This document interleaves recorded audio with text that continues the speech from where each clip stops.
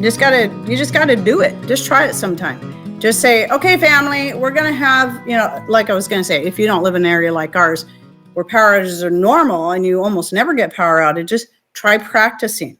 Just have a night, even if it's just an hour, 2 hours, 3 hours, where you just say, we're not gonna do anything with power for X amount of time. I would even take away, even if you got a laptop or phones or stuff that are running off of nicely charged up batteries, I'd say, no, everything's going off. We need to practice. We need to practice what it's going to be like to not have all this stuff, because those charged up phones and charged up laptops and whatever else, Kindles and iPads, eventually the battery's going to run out. And if that power outage is longer than a day or two, I mean, your kids and yourself, you're going to have to figure out how to entertain yourselves and then how to do your regular chores. I mean, obviously, there's going to be things you might not be able to get done. Just remember that I've been putting videos out here for about 8 years. And though I don't make my channel all about preparedness, it is a big part of my channel. So I have videos out there that I've done on off-grid laundry options, including what we do. We have an off-grid laundry set that I had to fall back onto, not because of power outages, but because of a washing machine that broke down after it lasted a very long time. But, and Patrick had fixed it a couple times, but the last time it wasn't fixable. It just nothing. He tried replacing so many parts and it was like, we had to get a new washing machine, but it was right in the middle of 2020 when, it took 6 weeks to get anything. I was really glad that I had my off-grid laundry set up and I'd already practiced on it quite a bit long before this happened. So I already had it all figured out. Real life is going to teach you one way or the other.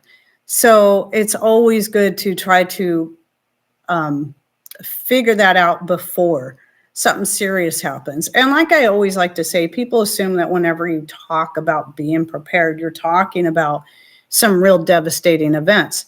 And they think, well, that's never going to happen here. Well, I'm sure there was probably people, though probably less of them in certain other areas, maybe in North Carolina, that might have thought the same thing.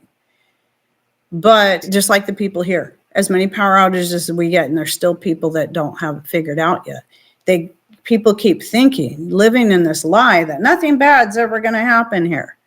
But it can, and it will. And it may be something that only affects you and your household.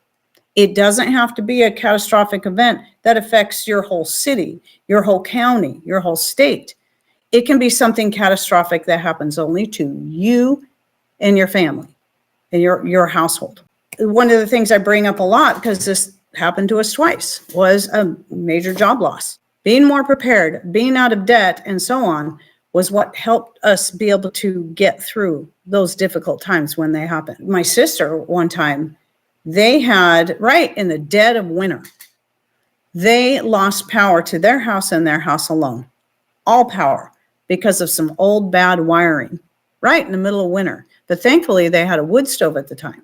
So they were able to keep warm and they were able to cook for themselves. And if they had to, they could heat up water for washing with, and that's what I always do here. I've always got a pot of water on our wood stove whenever, the time of year, like right now. It's a nice day. It's warmer today, but it's getting cold at night. So we keep the fires going. And so there's always a pot of water in case I need it to wash dishes. I need it to wash ourselves with, whatever it is we need. It's foolishness to not at least, especially if you have the ability to do something, to have something, some kind of plan, some kind of, we're talking about light sources today.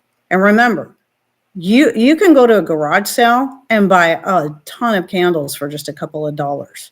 Not like going to the store. Like, remember I said earlier, candles like this, you can get these on Amazon, these battery operated candles that are going to last a lot longer than a wax votive and cost you less than half the price to buy the same amount. So 24 wax votives are going to be a minimum of $24 and up to $50. 24 candles like this with the batteries included, $10. And they're going to last much longer than just one of those is going to last much longer than a single wax votive. So it doesn't cost that much to get at least a little bit of light. And light is important. Obviously, we're not creatures of the night. We don't have the glowy eyes. We can't see in the dark. We have to have a way to have light to be able to function. So just like you got to have food and water and then a way to stay warm, and then start doing something, even if it's only spending $1 a week on getting yourself in a better place, or saving $1 a week. Like, I bring this up all the time, and I hate to sound like a broken record, but we all have, all of us, I don't care who you are, we all have things that we like to spend money on because they're those little luxuries that we allowed ourselves. Maybe it's only $1 a week. Maybe it's $1 a day. Maybe it's $5 a day. I mean, if you're getting coffee stand coffees, I think now, I don't know, I don't buy those things. I bought one once many years ago, and I think then it was $6. I'm like, this is ridiculous. People spend this kind of money every single day. Some people 2 and 3 times a day. Good gravy. Think about how much money you could save if you just bought yourself a can of coffee, be it coffee beans or pre-ground coffee, and a coffee pot. You could do that with 1 week's worth of money that you normally spent on, depending on how many a day you buy, on coffee stand coffees. And now you can start making your own coffee and save yourself a whole bunch of money. Take that extra money that you saved extra from not getting those and start putting it into buying yourself some lanterns or buying yourself some food for food storage. I mean, a lot of times we get ourselves convinced that, well, I don't have any money to spare because I'm on a fixed income. But I think this is what happened when we started paying off the house. We started thinking, okay, when you start seeing, we started making the choice, okay, let's double up on the payments. What else can we cut so we can take that money and put it on principal? And the more you start doing that and you start seeing the difference it makes, like, if it's the principal of the house, when you start seeing that principal drop, and then your regular payment, more and more of that regular payment is actually going on principal and less of it to interest, that's exciting. And that is something that just can get you really fired up. And same can go if it's your food storage. Okay, I got this little can of green beans I just put away. That's for future when something bad happens. Okay, so next week, I'm going to try to see if I can put 2 cans of something away. And then the next week, I'm going to try to see if I can put a bag of something, maybe a 10-pound bag or 25-pound bag of rice or beans or something I like, something I'm going to eat. Not everybody likes rice and beans. So we say that because it's cheap and it's easy to store, but not everybody likes rice or beans. You want to still put up food you're going to eat, obviously. But when you start seeing your food storage start to grow, see, that's cool because that's something that's really tangible. It's visible. You can see your pantry starting to fill up more and more and more. And how exciting. It's like, oh, I'm out of room. What am I going to do? I live in a tiny apartment and all my cupboards are full. Get creative. Do you have space under your bed? Do you have spaces in your closet up on that shelf? Is there a way you can make more space? I even did a video on this on ways, creative ways you can come up with ways to make more space for food storage. I even saw I think it was a doomsday prepper or something, or some lady was trying to be sneaky about putting the food up because her husband wasn't really on board with it. But for her, it wasn't just about putting up food for herself, but putting up food for her neighbors because she wanted to help people. So she was buying like little soup packets that were real thin and then taking her doors apart and hiding these little soup packets inside the door. And I mean, it's just a matter of being creative.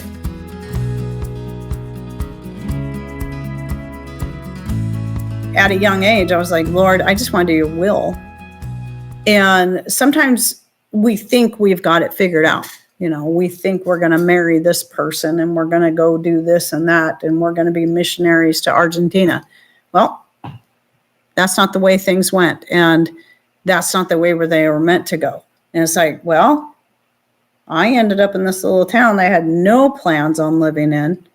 And at first I was really kind of hated it here. I didn't hate the people. I just hated being in such a teeny tiny town. And I was kind of used to living in a, the 2 years before I ended up here, for 2 years, I was living in the Seattle area. And so I was kind of used to having so much more around me, more options and more things to do. Now I'm just like, I would absolutely hate to live there. I don't even like the thought of having to drive by that area. I hate it so much. Last time Patrick and I had to go to Seattle, I thought we were both going to have a heart attack before we even got out of there. It's like, never again. If we don't have to, no. But this is where I belong. This little town, and I did find out the population is under 4,000 here still after all these years. I don't think they're counting, though, the people that live just outside the city limits, which is quite a bit. So they'd only be counting the people within the city limits. But still, it's pretty small. But I'm glad I'm here. And it's just where the Father needed me to be. And he led me through different, starting the dance classes. And I never thought, would have seen myself. I mean, I taught ballet a little bit when I was in Wenatchee, but I didn't realize I would ever come to a point where I'd make it a big enough business, especially in a small town like this, that we'd have to double the size of the room that I was teaching in. And that's why in 95, we tore everything down and rebuilt this room to double the size. And I did that for a time. And then, we got our black belts, me and my oldest son and my youngest son, and we started teaching martial arts. And, we had our own kind of ministry in that way as well. But that last few years, I knew there was still something more I was supposed to be doing. And that something more was then eventually starting a YouTube channel that I never could have seen myself doing, ever. And ever getting to where I am at now, as far as the size of it. I never dreamed that. When I first started my channel, I was just like, man, if I get 1,000 subscribers, that would be really cool. Dang, man. Even I know I didn't grow near as fast as Mary's Nest or some other people, but still, I realize, and this is something else the Father's been telling me, is that sometimes I look at, you hear me talking about how I don't know why, this platform keeps stomping me down. But you know what? I am still growing. I'm still hanging in here, and I'm where he wants me, and I just got to trust him. And this is that kind of wake-up call I just had recently. It's like, why am I worried so much about it? I'm going to stop worrying so much about it because I'm right where he wants me. I'm just going to keep plugging ahead, and whatever happens, happens. And if everything comes, as far as my channel goes, if everything comes crashing down, that means it's time for me to move on to a different type of ministry. So, I mean, YouTube's great and Rumble, though, because I can give people information or just chat with people like I'm doing now all over the world, and it costs you guys nothing. I think it's great. So, okay, Mark Williams, Rain Country, have you ever used your karate in self-defense situation? Thankfully, no, I have not needed to. I have a black belt in Taekwondo and Wu Wei Gung Fu, which is a form of Wing Chun, because it's based off Bruce Lee's tap roots, because the founder of Wu Wei was a former Bruce Lee student, and he taught us directly. So my oldest son and I have black belts in that. So I have black belts in 2 different forms of martial arts, and I personally have not needed it. Now, my oldest son and my youngest son in a couple situations have, but not, my youngest one more to defend himself. My oldest one has used it to stop a fight between other people by taking one guy to the ground that wanted to keep instigating the fight. And he was a friend, but, he didn't hurt him. He just took him to the ground and said, kept trying to tell him to stop. He wouldn't stop. So he just, simple move that we learned in Wu Wei, just down he went. And that was it. Just a control hold to get him to, okay, chill out, and really, if you can defend yourself against, a serious attacker, but protecting others. I mean, that's the thing, is when you get a black belt, it's not about trying to look for a fight. This is why I would teach my students, you're not supposed to be out there looking for a fight. And if you're looking for a fight, you can leave. I don't want you as a student. Your responsibility as you learn this stuff is to protect yourself and to protect the people around you, not to try to start fights so you can show what you can do. And just like with anything else, there's a certain responsibility there, and we got to be looking out for other people. And if I was to see somebody being attacked, you better bet I'm going to step in and do something about it to the best of my abilities. So anyway, love you all. Thanks for coming in. God bless.